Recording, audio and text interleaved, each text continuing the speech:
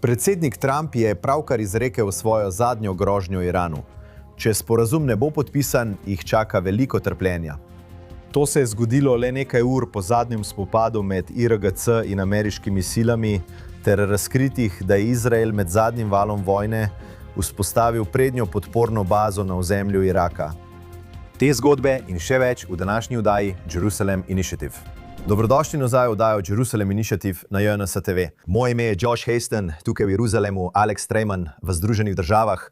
Aleksej, pojdimo kar takoj na stvar. Predsednik ZDA Donald Trump je v četrtek potrdil, da je premirje s Teheranom še vedno v veljavi, kljub pomorskemu spopadu. Oglejmo si ta posnetek. Danes so se igrali z nami, mi smo jih odpihnili. Poigravali so se. Jaz temu pravim poigravanje. Sporočil vam bom, če premirja ne bo več, ne boste rabili sami izvedeti. Če ne bo premirja, vam ne bo treba vedeti. Ni vam bilo treba gledati enega velikega napada iz Irana. In bolje, da hitro podpišejo svoj dogovor. Aleksej, to je to. Premirje še vedno velja, a med obema stranema prihaja do obstreljevanja. Pogovoriva se o tem. Mislim, da bova v tem programu nekoliko govorila o tem, kaj pomeni imeti premirje. Ker se zdi, da je bila definicija premirja med to vojno popolnoma preoblikovana. Premirje pomeni, da lahko obe strani streljata med premirjem, le da je to v manjšem obsegu v primerjavi s tem, kar bi bilo, če res ne bi bilo popolnega premirja. Zdaj predsednik Trump zagotovo išče način, kako izstopiti iz tega konflikta s podpisanim sporazumom. In verjamem, da bo na koncu tega konflikta na takšen ali drugačen način podpisan sporazum. Toda kar je povsem gotovo je, da mora predsednik zagotoviti, da so hormuške ožine prosto prehodne. Za vse ladje, ne samo tiste, ki prihajajo iz Irana, ampak tudi tiste, ki prihajajo od ameriških zaveznikov v regiji, kot so Združeni arabski emirati in drugi. Torej, konflikta ne bo konec, dokler bodo ožine zaprte. Medtem pa vidite, da Iran in njihove majhne ladje napadajo ameriška plovila na tem območju. Ampak mislim, da predsednik raje dovoli, da sama moč in velikost ameriške mornarice poskrbita za odprtje ožin brez obsežne bombardirne kampanje znotraj Irana. In morda predsednik ne želi več bombardirati znotraj Irana, vendar mu morda ne bo preostala nobena druga možnost. In rekel bi, da znotraj Izraela prevladuje prepričanje, da boste v naslednjih dneh morda videli obnovljen vojaški odziv. To bi bila skupna ameriška in izraelska vojaška akcija znotraj Irana, verjetno precej krajša od 6-tedenske akcije, s katero smo začeli to vojno. A vendarle, mnogi Izraelci verjamejo, da ni mogoče doseči tega dogovora, ki ga predsednik želi, da ga Iran podpiše brez njih. Še enkrat, priznavajoč, da Združene države niso papirnati tiger in so pripravljene udariti. Alex, dobesedno, pred nekaj minutami smo prejeli to informacijo. Po poročanju iranske tiskovne agencije, Iran sporoča, da je pravkar prek Pakistana posredoval svoj odgovor glede dogovora z Združenimi državami, vendar še ni jasno, ali bo Iran sprejel dogovor ZDA ali ga bo zavrnil. Vse to se je zgodilo dobesedno pred nekaj minutami, ko smo začeli to oddajo. No, trenutno ima Iran na svoji strani čas. Mislim, da lahko poskušajo stvari vleči čim dlje. Poskušajo narediti tako, da bi predsednik izgubil voljo do napada. Torej, veste, samo poskušajo igrati to igro približevanja Združenim državam, vendar ne ravno podpisati, ampak se približati, morda dovoliti kakšnim ladjam, da gre skozi ožino. Zdaj igrajo igro. Hkrati Združene države ne napadajo vojaško, vendar izvajajo ogromen gospodarski pritisk na Iran, svojo blokado, poleg blokade ožine Hormuz v Perzijskem zalivu. Tako da je v bistvu Iran pod gospodarskim obleganjem strani morja. Poročajo, da Iran izgublja celo do $500 milijonov na dan, kar še dodatno slabi že tako šibko gospodarstvo, ki je na robu propada. In namen tega gospodarskega pritiska je, da režim pade. Zdaj, kako naj bi režim padel zaradi večjega gospodarskega pritiska, če pa do zdaj ni padel zaradi gospodarskega pritiska? Imate IRGC Basić, ki ohranjajo nadzor nad državo tako, da napadajo protestnike na teh kontrolnih točkah. Tako je upanje, da če iranska vlada ne bo imela več denarja, ne bo mogla več plačevati plač srednjemu poveljstvu IRGC in silam Basić. In če ti fantje ne bojo plačani, zakaj bi se potem obrnili in streljali na svoje sodržavljane? Zakaj? Prej so bili podkupljeni za to in so pridobili status s tem, da so bili del tega režima in so jih plačevali iz IRGC. Torej, to je tisto, kar upate, da se bo zgodilo z gospodarsko kampanjo. Torej, medtem ima Trump čas na svoji strani, ker gospodarstvo škoduje iranskemu režimu. Iranci verjamejo, da je čas na njihovi strani, ker želijo preprečiti, da bi predsednik ponovno izvedel vojaški napad in ga navaditi na idejo, da je vojaška kampanja končana. Alex, v zadnjih nekaj urah je IRGC grozil z močnim napadom na ameriške cilje, če bodo njihovi naftni tankerji napadeni. To je sledilo potem, ko je centralno poveljstvo ZDA govorilo o neizvanem napadu. Iranske sile so izstrelile rakete, napadle cilje tam, morda neposredno napadle ameriške cilje, zagotovo pa so ciljali na ZAE. Pojdimo zdaj k državnemu sekretarju Marku Rubiju. Ampak bistvo je, če ni pravega zatišja ob streljevanju, ker bi to morali vprašati Irance. Ne sprašujte mene, mi nismo streljali, oni so streljali na nas. Bistvo je, če streljate na ameriško mornariško ladjo, kaj ne naredimo? Ne rečemo, je premirje, ne bomo se streljili vašega drona. To je neumno vprašanje, to je neumno stališče. Seveda smo streljali nazaj, oni so streljali na nas. To bi tudi pričakoval, da naredimo. Samo neumne države ne streljajo nazaj, ko so napadene. In mi nismo neumne države. Tako imate tukaj državnega sekretarja Rubija, ki v bistvu potrjuje to, kar je predsednik Trump povedal prej, da pričakujejo, da bo Iran ohranil mir, da bi radi, da Iran podpiše dogovor in da ZDA, kot je rekel Senkat, ne bodo tolerirale teh neizvanih napadov na ameriška plovila v Hormuški ožini. No, veste, tudi ni jasno, ali imajo ljudje, s katerimi se Združene države pogovarjajo in pogajajo, popoln nadzor nad temi majhnimi čolni, da lahko izdajo ukaz in ohranijo disciplino. V Iranu obstajajo različne frakcije, ki se borijo za oblast in vsaka od teh frakcij poskuša sabotirati prizadevanja druge. Tako bi lahko bilo, da zunanji minister Rakči ali predsednik iranskega parlamenta Gali Baufer prihajata k Rubiju in Vutkov in Kušnerju in rečejo, v redu, poglejte, s tem se bomo strinjali. Potem pa imate verske fanatike in vojaške fanatike, dve izmed drugih frakcij. Imajo povezave na terenu in rečejo, kar naprej napadite. Tako sploh ni jasno, kdo trenutno vodi državo. To je nekaj, na kar vsi čakamo, da bomo videli, kdo se bo izkazal kot tisti, ki lahko nadzoruje situacijo. In to je morda tudi eden od razlogov, zakaj je predsednik zadržan pri vojaških napadih.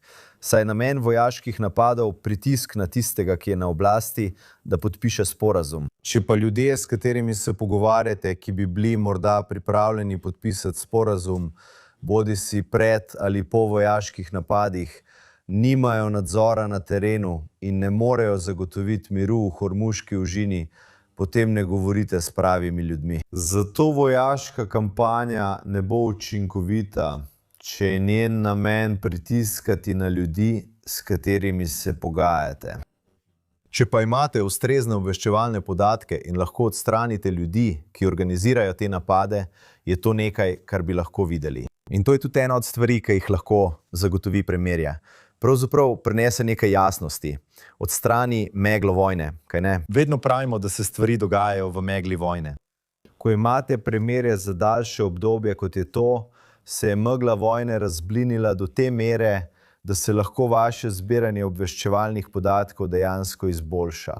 Lahko vidite, kdo naroča kaj. Vidite lahko, kje se različni glavni akteri premikajo po državi. Tako bi lahko šlo za podaljšano obdobje zbiranja obveščevalnih podatkov in da sta Združene države Amerike in Izrael morda bolj pripravljeni, da v bližnji prihodnosti izvedeta ciljan vojaški napad. Alex, ko se je vojna začela, smo videli, kako je Iran udaril po vseh svojih sosedah tukaj na Bližnjem vzhodu.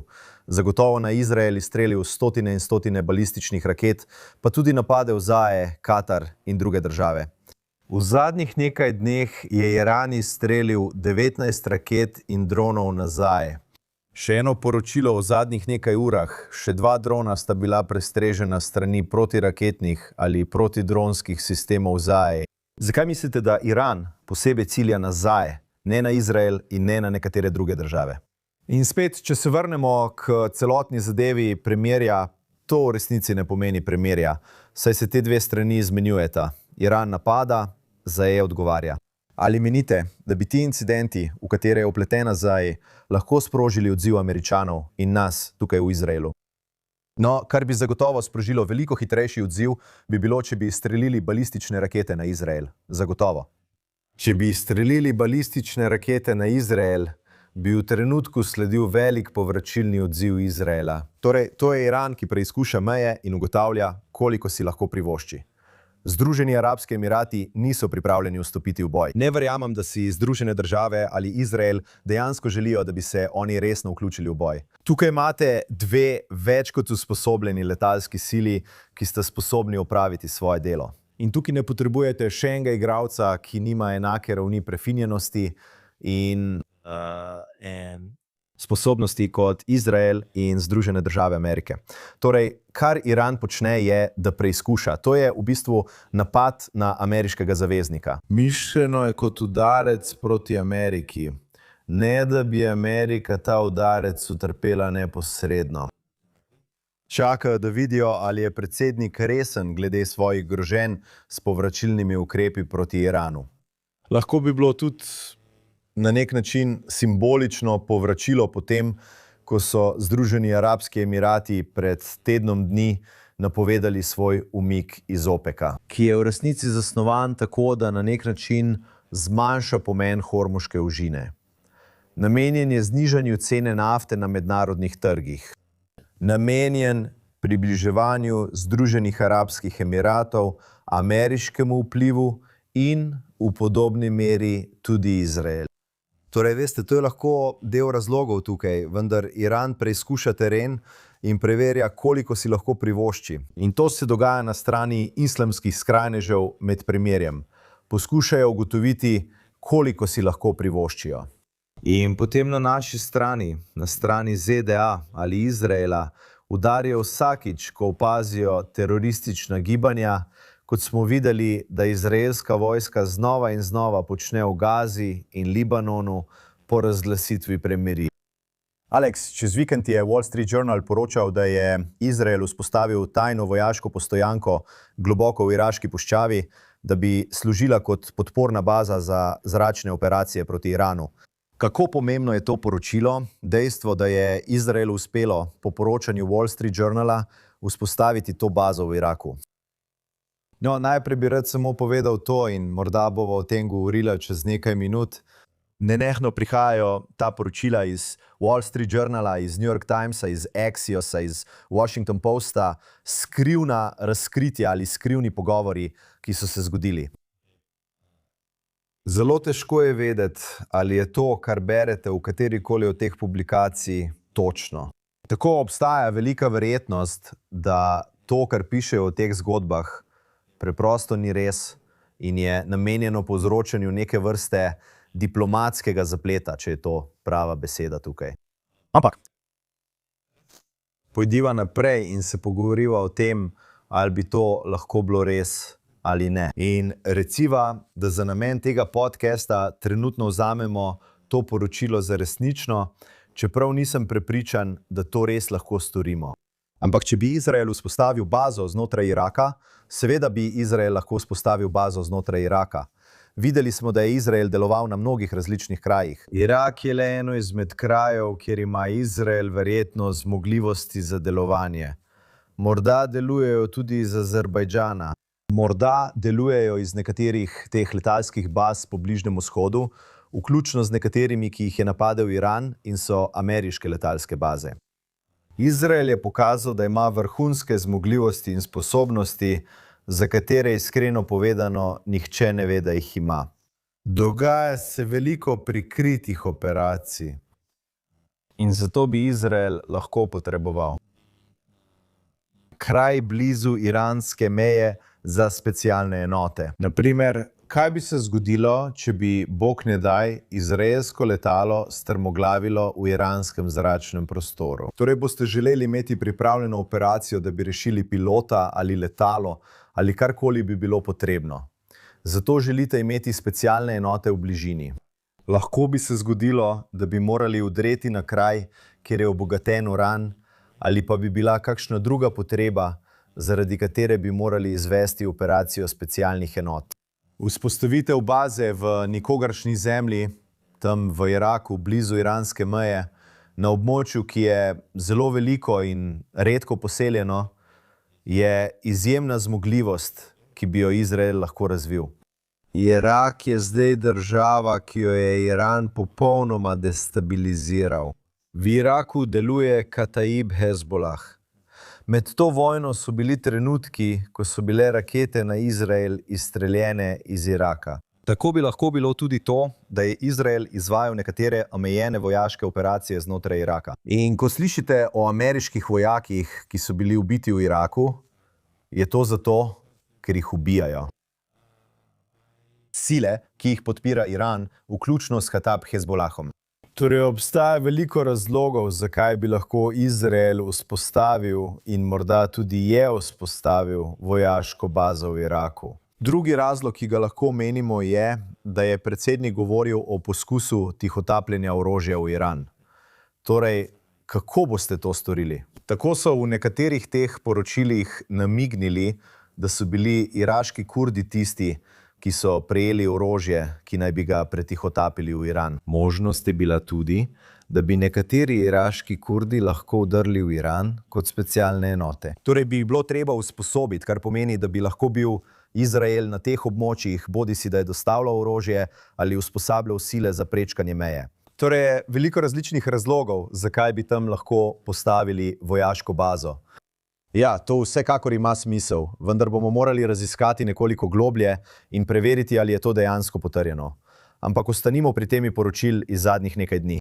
Najprej je Washington Post poročal, da je tam višji uradnik CIA ocenil, da Iran zaradi ameriške blokade ne bo utrpel hudega gospodarskega pritiska vsaj še 4 mesece.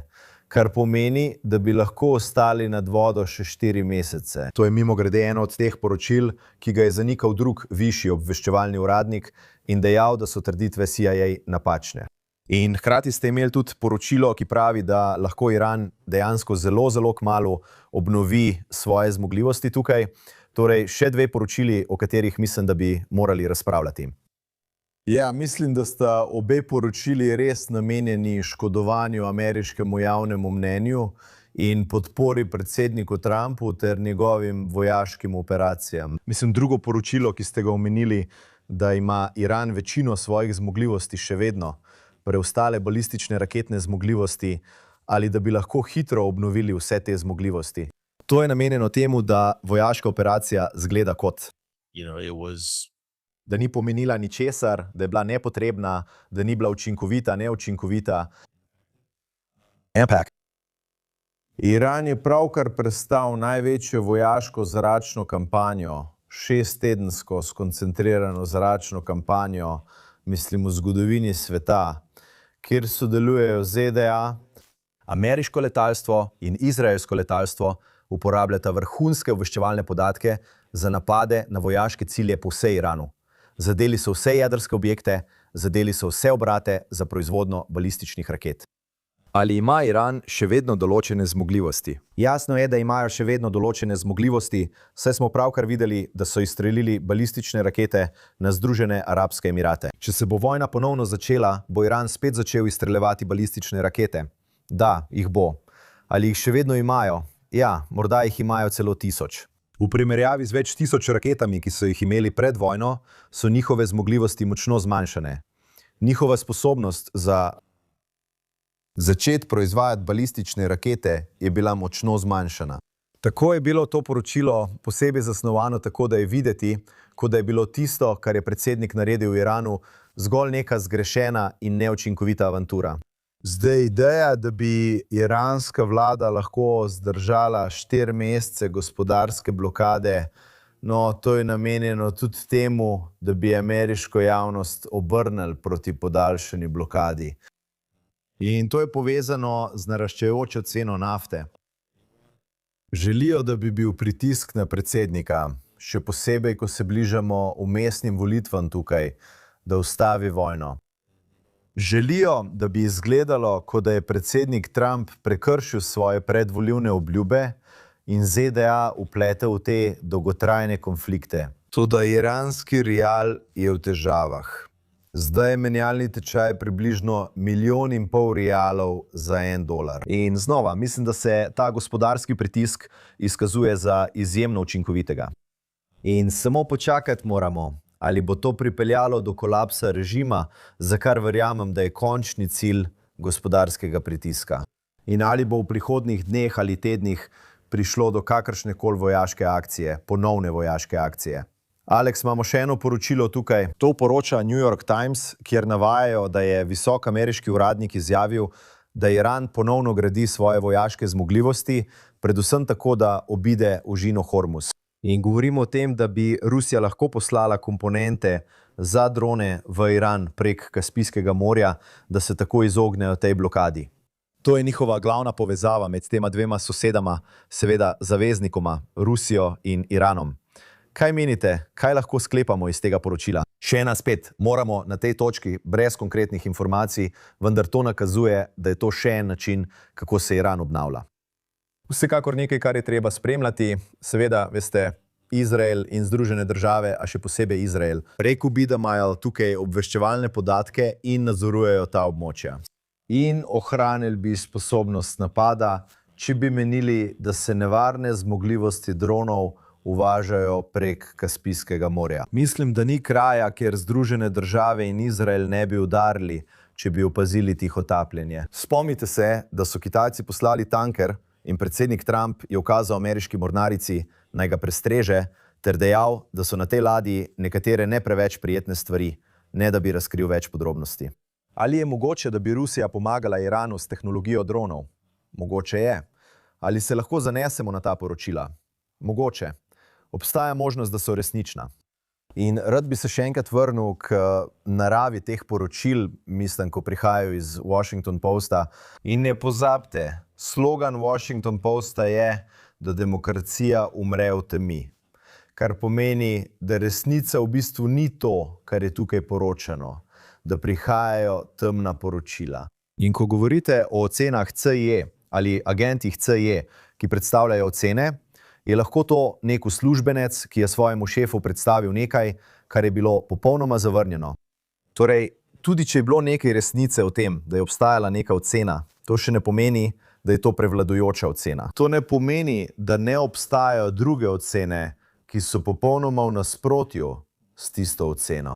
In dejstvo, da so vodje CIA, LARU in politični razred morda popolnoma zavrnili te ocene. Torej, samo zato, ker je nekdo nekomu predal nek papir, to še ne pomeni, da je to zdaj vladna politika. Zato morate te poročila res jemati z rezervo. Ampak vedno, ko vidite, da anonimni visoki uradniki pravijo, anonimni uradniki CIA namigujejo, veste, res se ne bi smeli preveč zanašati na te informacije, ampak jih raje uporabljati. To bi rekel, da je bolj kot nek splošen barometer stvari, na katere morate biti pozorni. Veste, na področja, kjer bi kot spremljevalec novic morda želeli preveriti in videti, ali obstajajo še kakšna druga poročila, ki ne prihajajo iz istega vira. Morda, če nekateri od teh analitikov odprtih virov ali drugi poročajo enako. Seveda morate vse skupaj jemati z rezervo in poskušati pozorno spremljati ter interpretirati, kaj se v resnici dogaja. Seveda. Alex, zdaj bi se rad osredotočil na situacijo med Izraelom in Libanonom. Seveda, teroristična organizacija Hezbollah na meji z Izraelom. Še ena prekinitev ognja, kjer v resnici ni prave prekinitve ognja. In to je bil velik napad strani IDF pretekli teden, kjer so odstranili Ahmeda Alija Baluta, poveljnika Hezbollahove enote Radvan, ki jo oni smatrajo za svojo elitno enoto komandosev, svojo teroristično enoto, če sem natančen. In glede na to, kar je povedal predsednik vlade Netanjahu, je bil ta posameznik Balut visok rangirani terorist, ki je vodil načrt za prevzem in osvojitev severa Izraela po 7. oktobru. Tako je šlo za velik, natančen napad v enem od bejrutskih okrožij, kjer so odstranili vodjo enote Radvan. Izrael je v petek pričakoval morda kakšen večji odziv Hezbolaha. Izstrelili so rakete in še danes praktično vsak dan izstreljujejo rakete in te zračne drone. V petek smo imeli sirene na območju Hajfe. Območje Hajfe, hvala Bogu, do zdaj ni bilo večjega odziva, bi rekel. Seveda ne zmanjšujem tega, kar doživljajo na severu Izraela, ampak to je velik dosežek Izraela s tem natančnim napadom, kjer so odstranili tega visoko rangiranega terorista. Torej, spet vidimo, da se je definicija premirja spremenila. In posebej na izraelski strani, ker je v preteklosti vsakič, ko je bilo vzpostavljeno neko premirje, Izrael pristal na premirje, Izrael se je držal pogojev premirja, kaj ne? Torej, s podpisom premirja Izrael pravi, v redu, ne bomo izvajali obsežne kopenske operacije ali množičnega vala zaporednih letalskih napadov v Bejrutu ali druge. Ni neke vrste operacije, velike operacije. Toda tudi med premirjem si Izrael v bistvu pridržuje pravico do ciljanih napadov. To pomeni, da kadarkoli teroristi pridejo proti njihovim enotam na območjih, ki jih držijo za to rumeno črto, ki so jo ustvarili v Južnem Libanonu, vse do reke Litani na severu, če vidijo, da se teroristi približujejo, odprejo ogenj.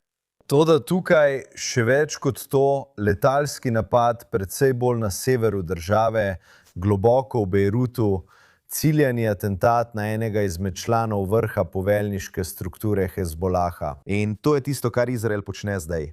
Če imajo priložnost in obveščevalne podatke, da odstranijo to vrhovno poveljstvo, poskušajo čim bolj oslabiti Hezbolah. In to omogoča libanonski vladi, da se dejansko lahko približa Izraelu. In vem, da se govori o obnovljenih pogajanjih. Josh, ne vem, če je to naslednja tema, ki jo nameravaš omeniti. Ampak edini način, da lahko sploh pride do kakršnihkoli pogajanj med Izraelom in libanonsko vlado, je, da se oslabi Hezbolah, ki je sovražnik tako Izraela, kot tudi preostalega prebivalstva Libanona, tistih 2/3, ki niso islamski šiiti. Torej, Aleksej, samo da ljudem damo občutek, o čem govorimo. Čeprav je v zadnjih 24 urah premirje, je izraelsko letalstvo tam napadlo 40 ciljev, Hezbolahovih ciljev v Libanonu čez vikend, pa še dodatnih 85 ciljev. Več vojakov je bilo ranjenih v teh samomorilskih napadih z droni v Južnem Libanonu ali na meji, ki jih je izvedel Hezbolah. In kot si rekel, poročila kažejo, da se bo Izrael dejansko sedel za mizo z libanonsko vlado v tretjem krogu, mislim, da tretji krog pogovorov, ki bo v prihajajočem tednu. Koliko razumem, bodo potekali v ZDA. Ampak kot oba veva, Izrael in Libanon sedita za mizo, vendar je Hezbolah resnično neznanka vsem tem. Po eni strani izraelski napadi dejansko silijo libanonsko vlado, da si želi skleniti dogovor. Ker če ni dogovora med libanonsko vlado in Izraelom, čeprav libanonska vlada tukaj ni sovražnik in čeprav Hezbolah ni del tega dogovora, bi podpis razširjenega dogovora med Izraelom in libanonsko vlado verjetno preprečil te obsežne zračne napade v Bejrutu in drugod. Če dogovora ne bo, se bo Izrael počutil svobodnega, da napada Hezbolah, kolikor bo le mogoče. Tako ti napadi na nek način pritiskajo na libanonsko vlado. In čeprav libanonska vlada ni ravno sovražnik, ti napadi prav tako premikajo ravnotežje moči znotraj Libanona, da oslabijo Hamas in Hezbolah. In če je Hezbolah oslabljen, to pomeni, da ima libanonska vlada možnost postati močnejši igralec, kar si Izrael in Združene države na koncu tudi želita. Zdaj, kar zadeva ta pogajanja, ki potekajo v Washingtonu, bo to tretji krog pogajanj. Pomembno je poudariti, da je to še vedno na ravni ambasadorjev, da je bil pritisk na predsednika Ajuna, naj gre v Washington, morda na nekakšno srečanje ali podpisno slovesnost s premierjem Netanjahujem. Ajun je te povabila do zdaj zavrnil in raje ohranja ta pogajanja na ravni ambasadorjev v Združenih državah. Med libanonskim ambasadorjem v Združenih državah in izraelskim ambasadorjem v Združenih državah Džihilom Leiterjem. In za Džuna mislim, da so izračuni tukaj zapleteni, ker smo videli Rafika Haririja, ki je bil nekdanji predsednik vlade Libanona, ki ga je leta 2005 ubil Hezbolah, podprt strani sirskih sil. In a Džun želi tukaj ostati živ. Obstajajo ljudje, ki, veste, je to realnost, ki bi ga lahko ogrozila, če bi ga javno videli na kakšnem srečanju v okviru pogajanj z Izraelom. Še posebej, dokler je Hezbolah tam še vedno aktiven. Tako da veste, mislim, da bojo pogajanja težka, mislim, da bo to dolg, raztegnen pogajalski proces. Zato je tako pomembno, da Izrael še naprej slabi Hezbolah. To je bolje za Izrael, to je bolje za libanonsko vlado. In morda bomo v prihodnjih mesecih videli takšen zgodovinski sporazum med Izraelom in Libanonom. In del tega dogovora je osredotočen na sodelovanje med Izraelom in Libanonom pri nadaljnjem slabljenju in obračunavanju s Hezbolahom enkrat za vselej. Torej, Alex, imamo to prekinitev ognja s Hezbolahom, imamo tudi prekinitev ognja s Hamasom. Tudi v tem primeru si Izrael pridržuje pravico do napada, kadar je to potrebno za obrambo državljanov države Izrael in naših vojakov. In prav ta teden je Izrael izvedel še en ciljani napad v Gazi, kjer je odstranil visokega Hamasovega terorista, sina novega vodje Hamasa. Voditelji se tam kar menjavajo kot na vrtiljaku, vendar je sin Halila Al-Haje v četrtek umrl zaradi ran, ki jih je utrpel v izraelskem letalskem napadu. Teroristična organizacija je potrdila, da je bil tudi on eden izmed teh Nukba teroristov, ki so 7. oktobra vodili invazijo na severozahodu. Torej, tako je. In hkrati, predsednik vlade Netanjahu se je pretekli teden v Jeruzalemu srečal z odborom mirovnih predstavnikov, ki ga je vodil visoki predstavnik za Gazo Nikolaj Mladinov, so sporočili iz urada predsednika vlade. A vendar Hamas ves čas znova in znova poudarja, da se ne bodo razorožili. Tako imate lahko sestanke odbora za mir. In na prvi pogled je lahko videti dobro, kar zadeva posnetke z tega srečanja. A Hamas znova poudarja, da se ne bodo razorožili. No, vojna v Iranu in vojna na severu Libanonu, Izraelu dejansko omogočata nekaj manevrskega prostora za nekatere od teh ciljanih atentatov. Ne, da bi prevladovali na naslovnicah glavnih mednarodnih medijev, kaj ne? Če bi bilo v Iranu vse mirno, če bi bilo v Libanonu vse mirno, če predsednik Trump ne bi bil vpleten tukaj in bi Izrael udaril, bi bili glavni naslovi v New York Timesu in povsod drugje: Izrael krši sporazum o premirju. Tako ima Izrael dejansko nekaj prostora in priložnosti za delovanje. In dejstvo, da se premier srečuje z Mladinovom in odborom za mir, prav tako pomeni, da je Izrael na nek način tukaj zavezan nekakšnemu mirovnemu procesu in procesu, ki ga vodi predsednik. Tako da ima Izrael tukaj tudi nekaj diplomatskega kritja, ampak mislim, da je veliko vprašanje tukaj, če mednarodna skupnost ni pripravljena in ne zmore razorožiti Hamasa, in tako se tudi zdi, ne bo nobene mednarodne stabilizacijske sile, ki bi vstopila in fizično razorožila Hamas. In če Hamas ne bo prostovoljno odložil svojega orožja, zakaj bi ga? Prav, to je pač tako.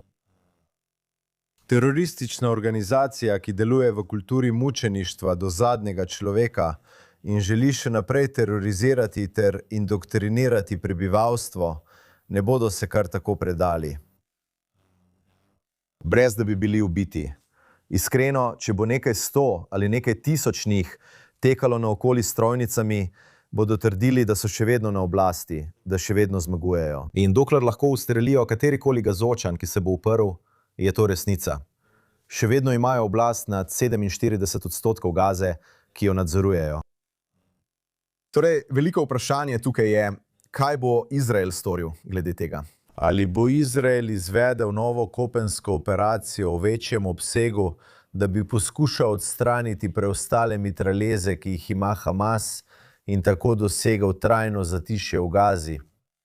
In kot vidite tukaj, ko Izrael deluje znotraj močno miniranega območja Gaze, ki je večinoma v ruševinah, se znajdejo v spopadih s Hamasovimi teroristi, ki tekajo naokoli z orožjem, in lahko pride do izgube vojakov kar bi bilo videti slabo.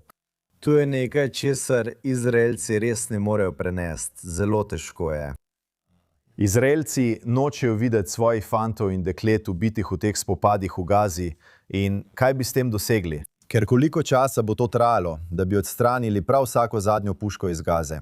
Koliko časa bo trajalo, da Hamas ne bo več tista sila, ki lahko vlada po ulicah Gaze, ki je zdaj v ruševinah? In Izrael ter ves diplomatski pritisk, ki bi sledil, če bi Izrael izvedel takšen vojaški napad.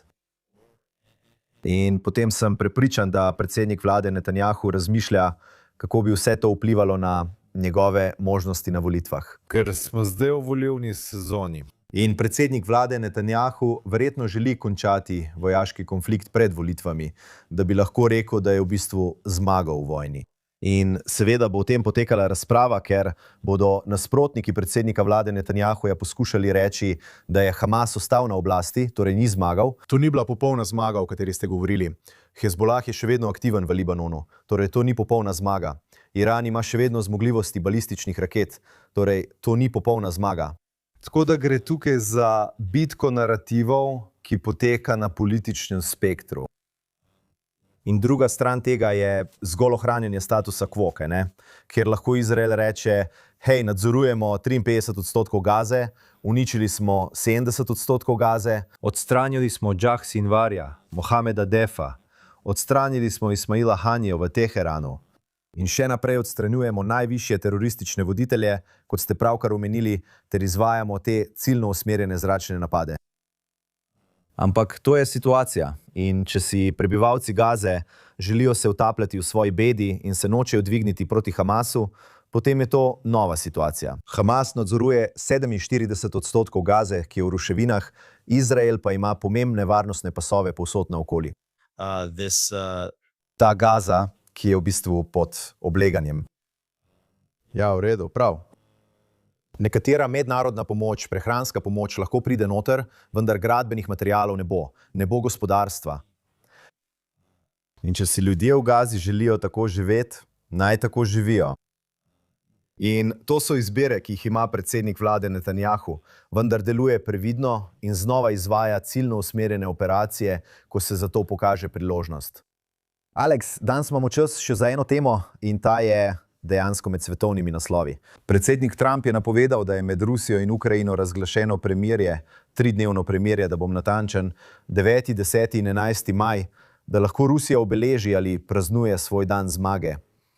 Govorimo o vrnitvi v čas druge svetovne vojne. Kako pomembno se vam zdi, da je predsedniku Trumpu uspelo, kot kaže, biti del ali pa vsaj pomagati pri pogajanjih za premirje med obema stranema, čeprav le za 3 dni? In kaj lahko sklepamo iz tega in kako bi to lahko vplivalo na situacijo v Izraelu in na Bližnjem vzhodu? Dejstvo, da sta obe strani ta konec tedna naredili premor, no, mislim, da je to že drugič, da je predsednik Trump posredoval pri začasnem premirju med Rusijo in Ukrajino. O tem smo brali med velikonočnimi prazniki pred nekaj tedni. To je drugič. Danes je dan zmage za Rusijo. Ne vem, kje je zmaga za katerokoli stran v tej vojni. Govorili smo o tem, da so ameriške vojaške sile sposobne kadarkoli spopadati se z vojnami na več frontah. Ko gre za diplomacijo, ZDA zagotovo ne delujejo le na eni fronti hkrati. Tako so zaposleni z reševanjem vprašanj Irana in Libanona ter teh pogajanj, prav tako pa tudi z Rusijo in Ukrajino ter drugimi konflikti in drugimi vprašanji, kot je Kuba, nedavno pa so se ukvarjali tudi z Venezuelo. Torej, Amerika gleda po svetu in ima svoje cilje. Eden od teh ciljev mora biti ustaviti vojno med Rusijo in Ukrajino. In če vidite, da sta obe strani že drugič v komaj enem mesecu pripravljeni skleniti začasno prekinitev ognja, je morda na obeh straneh prisotna utrujenost. In morda boste obe strani pripravljeni doseči nekakšen večji dogovor. Mislim, da je skoraj 4 leta vojne. V tej vojni je bilo ubitih veliko več ljudi kot v vojni med Izraelom in Gazo ter Izraelom in Libanonom. Vemo, da so številke v Izraelu, Gazi in Libanonu napihnjene, da imata Hamas in Hezbolah vse razloge, da poskušata napihniti število ljudi, ki so bili tam ubiti. In mislim, da sploh ne vemo, koliko ljudi je bilo ubitih v Rusiji ali Ukrajini. Govorimo o številkah, ki že segajo v milijone, v primerjavi s številkami, ki segajo v 10 tisoče v vojni med Izraelom in Gazo. Ampak ne vidite več enake vrste mednarodnega ogorčenja glede vojne med Rusijo in Ukrajino. Še ena stvar, ki bi jo dodal, je, da imamo poročila o naraščajočem antisemitizmu po vseh Združenih državah, zlasti v New Yorku, New Jerseyju, poročila ADL. In kakšna je zdaj situacija z Mamdanijem v New Yorku? In ljudje vedno navajajo argument, da se to dogaja zaradi politik Benjamina Netanjahuja. Benjamin Netanjahu je demokratično izvoljen voditelj, ki bo čez nekaj mesecev znova kandidiral na volitvah. In izraelski narod, če jim ni všeč, ga lahko na volitvah odstavijo. To ni tako v Rusiji z Vladimirjem Putinom. Ampak mislim, da je očitna razlika tukaj v Združenih državah ta, da vidite antisemite, ki trdijo, da ne sovražijo Judov. In morda celo ne podpirajo Izraela, sovražijo Izrael. Želimo, da bi bilo od reke do morja, Palestina bo svobodna. Toda tisto, kar resnično sovražimo, je Netanjahu. Torej ustrahujemo Jude v sinagogi. Naprimer v sinagogi Parki zaradi politik Benjamina Netanjahuja. Zdaj ne vidite nobenega ustrahovanja v kakšni ruski šoli ali skupnostnem centru ali napada na Rusa v Sheepshead Bayu v Brooklynu ali kjerkoli drugje. Zaradi politik Vladimirja Putina, kaj ne? Torej, to je preprosto absurdna laž, da ima to kakršnokoli zvezo z Netanjahujem. To je preprosto antisemitizem zaradi antisemitizma. In Netanjahu je tukaj končni grešni kozel. Judje so prvi grešni kozli, Izrael je naslednji v vrsti za grešnega kozla. In Netanjahu je popoln grešni kozel za vse, ker ljudem daje nekakšno možnost zanikanja. Rečejo, no, jaz nisem proti nikomor v Izraelu. Ampak kaj smo pravkar videli? Videli smo, da je judovsko teološko semenišče ta teden tudi povedal, da predsednik Herzog ne bo povabljen. Njegovo povabilo, da govori na njihovi podelitvi diplom, je bilo preklicano. Torej ja, tukaj imate ljudi, ki so proti Netanjahuju, pravijo, no, v resnici smo proti predsedniku Izraela Herzogu, ki je kandidiral proti Netanjahuju kot član levo usmerjene liberalne delavske stranke. Torej, veste, ljudje govorijo, da so proti Netanjahuju, a v resnici so proti Izraelu. V resnici so proti Judom. In veste, ampak nazaj k izvirni točki, ja, upajmo, da bomo nekako prišli do konca te rusko-ukrajinske krize. In to je predsednik Trump, mislim, da počne vse, kar lahko, da popravi krivice v svetu, vzpostavi določeno mero miru, obnovi mir in deluje z vidika ameriške moči in morale. Ja, vsi te antisemiti, ki so se pojavili po pokolu 7. oktobra, kdo bi si to mislil? Morda bi morali vsi to pričakovati? Alex Treman, veselim se, da te naslednji teden spet vidim v Jeruzalemu, prav? Veselim se tega. Naj še povem, da sem bil čez vikend nekje, kjer je deževalo. Nisem mogel iti ven. Bil sem v hiši in tam so imeli knjigo Talec, ki jo je napisal Eli Shirabi. In ta konec tedna sem prebral celo knjigo. Bila je neverjetna pripoved o tem, kaj sta Eli Shirabi in drugi talci doživljali v Gazi. Zelo priporočam to branje vsakomur. To je bil zelo močan opomnik, zakaj se je Izrael sploh zapletel v to vojno in zakaj jo mora končati, da se prepriča, da se 7. oktober nikoli več ne more in ne bo ponovil. Mislim glede tega, Alex Treman, direktor JNS, moje ime je Josh Hasten, dopisnik za JNS. Sem v Jeruzalemu, veselim se, da se bo Alek naslednji teden vrnil v Izrael. Rad bi pozdravil. Hvala vsem v ozadju tukaj na JNS TV. Poskrbite, da obiščete JNS TV za vse te izjemne vsebine. Podarite nam super zahvalo in se naročite na kanal, ter obiščite jns.org za vse najnovejše novice iz Izraela, Bližnjega vzhoda in celotnega judovskega sveta. Se vidimo naslednji teden tukaj na Jerusalem Minute JNS TV.